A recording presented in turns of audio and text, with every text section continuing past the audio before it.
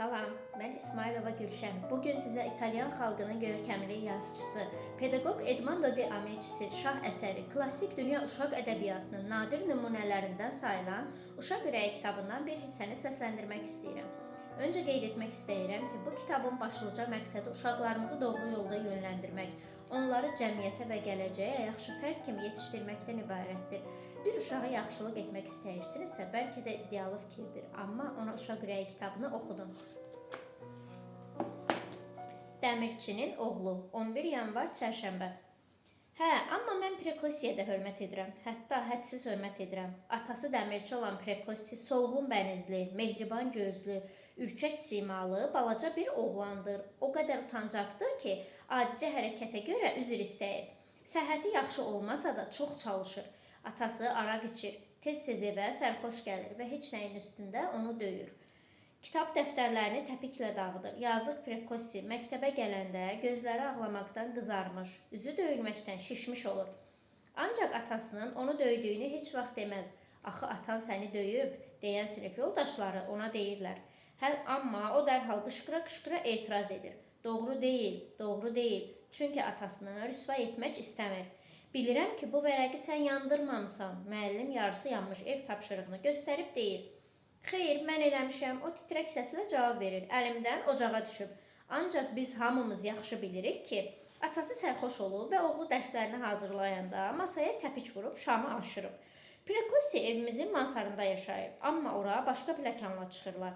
Bütün bunları anama qapıçı qadın danışıb.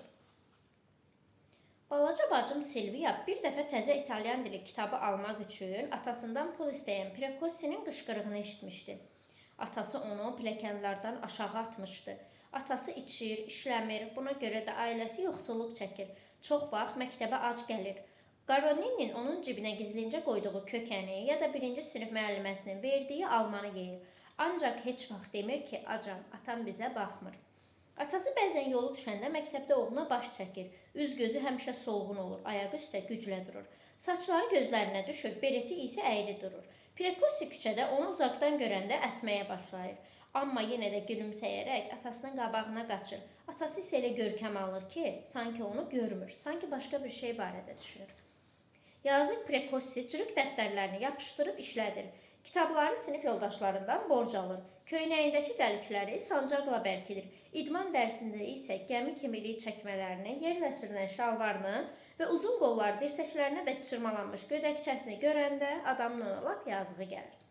Bütün bunlara baxmayaraq ruhdan düşmür, dərsini oxuyur. Evlərində düzəməlli dərs oxuya bilsəydi, sinif birincisi olardı. Bugün səhər məktəbə gələndə üzündə cırmaq izi var idi. Uşaqlar ona məsləhət verdilər.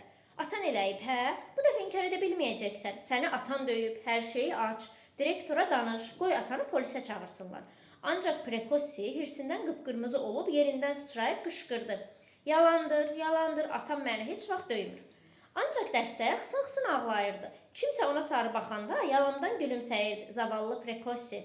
Derossi, Coretti və Nelli sabah bizə qonaq gələcəklər. Mən Prekosini də dəvət etmək istəyirəm. İstəyirəm ki, birlikdə səhər yeməyi yeyək, ona kitab bağışlayım.